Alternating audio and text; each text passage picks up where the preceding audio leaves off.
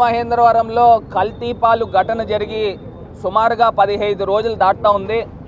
ఇప్పటిదాకా కల్తీ ఏం జరిగిందనేది ప్రభుత్వం ఇప్పటిదాకా బయట పెట్టడం జరగల. నిజంగా ల్యాబ్స్కి పంపిస్తే, ఫారెన్సిక్ సైన్స్ ల్యాబొరేటరీస్కి పంపిస్తే దాని రిపోర్ట్స్ రావడానికి మీకు 15 రోజులు పడుతుందా? రోజుకు ఒక ప్రాణం పిట్టల్లా కోల్పోతూ ఉన్నారు. డెడ్ బాడీస్ని వాళ్ళ కుటుంబ సభ్యుల చేతుల్లో పెడతా ఉన్నారు. నేను అడుగుతా ఉన్నా, వాళ్ళ స్టేటస్ ఏంటి? ఇవాళ ఉన్నవాళ్ళైనా బతుకుతారా, బతకరా? ఇవాళ ప్రభుత్వం నిర్లక్ష్యము, వైఫల్యం వల్లనే ఇలాంటి ఘటనలు జరుగుతూ ఉన్నాయి. అక్కడ కాకినాడ వేట్లపాలెంలో అక్కడ ఫైర్ యాక్సిడెంట్ కానీ, ఇక్కడ రాజమండ్రిలో కల్తీ పాలు తాగి పాపం చిన్నారులు, అభం శుభం తెలియని చిన్నారులు కూడా పాపం వాళ్ళు మృత్యువుతో పోరాటం చేస్తూ ఉన్నారు. నేను అడుగుతా ఉన్నా, అసలు ఈ ప్రభుత్వానికి కనికరం అంటూ ఉందా, మనసంటూ ఉందా అని అడుగుతా ఉన్నా. ఎంత దారుణమండి!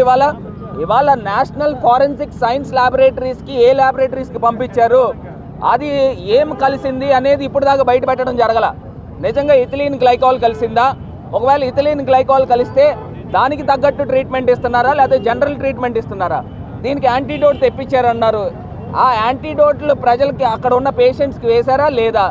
ఇది కాకుండా ఒకవేళ వైద్యం దేనికి వైద్యం చేస్తూ ఉన్నారు? ఇథిలీన్ గ్లైకాల్కి వైద్యం చేస్తూ ఉన్నారా, లేకపోతే అందులో యూరియా కానీ ఫార్మలిన్ కానీ కలిసి దానికి వైద్యం చేస్తూ ఉన్నారా, లేకపోతే ఎవరైనా కిట్టని వాడు ఎవడైనా తీసుకొచ్చి అందులో విషం కలిపాడా? ఇవి ఏది కూడా తెలియకోకుండా, ప్రజలకు ఏది కూడా తెలియపరచకుండా, కనీసము కుటుంబ సభ్యులకు కూడా ఈ రకమైన మెసేజ్ కూడా చెప్పకుండా ప్రభుత్వము ఒక కుట్ర కోణం కనబడతా ఉంది. ఇది ఒక కాన్స్పిరసీగా కనబడతా ఉంది. ఇది ముమ్మాటికి ప్రభుత్వం తాలూకా వైఫల్యం వల్లనే ఈ ప్రాణాలు కోల్పోవడం జరిగింది. నేను మొన్న అడుగుతా ఉన్నా, మొన్న రాష్ట్ర ముఖ్యమంత్రి చంద్రబాబు నాయుడు గారు, పవన్ కళ్యాణ్ గారు వీళ్ళిద్దరూ కూడా రాజమండ్రి వచ్చి అక్కడి నుంచి కాకినాడ సందర్శించారు. రాజమండ్రి హాస్పిటల్స్కి ఎందుకు రారండి వీళ్ళు? రాష్ట్ర హెల్త్ మినిస్టర్ ఇప్పటిదాకా దీనిపైన ఇక్కడికి రావడం జరగలేదు, పేషెంట్స్ని సందర్శించడం జరగల. నేను అడుగుతా ఉన్నా, ఎంత ప్రజల ప్రాణాలంటే మీకు సీరియస్నెస్ లేదు? మీకు అక్కడ క్రికెట్లు, కబడ్డీలు ఇవన్నీ ఆడడానికి మీకు టైంలు ఉంటాయి. ఒక్కొక్కళ్ళు ఎకలికలు, పక్కపక్కలు. నాకు ఎంత దారుణంగా ఉంది! ఇక్కడ ప్రాణాలు కోల్పోతూ ఉన్నారు. ప్రజల ప్రాణాలకు రక్షణ కల్పించండి రా బాబు అని అంటే మీకు క్రికెట్లు కావాలా, మీకు కబడ్డీలు కావాలా, మీకు హెల్త్ కావాలి, కానీ రాష్ట్ర ప్రజలకు హెల్త్కి మీకు సంబంధం లేదు. ఇంత దారుణంగా జరుగుతూ ఇంకో ఘటన ఏంటంటే, కాకినాడలో ప్రభుత్వము 20 లక్షలు ప్రకటించారు చనిపోయిన వాళ్ళకి. రాజమండ్రిలో 10 లక్షలు ప్రకటించడం ఏంటండి? అంటే ఏంటి ఈ వ్యత్యాసం ఏంటి? అంటే అక్కడ ప్రభుత్వం వైఫల్యం ఉంది, అందు గురించి 20 లక్షలు పెట్టారా?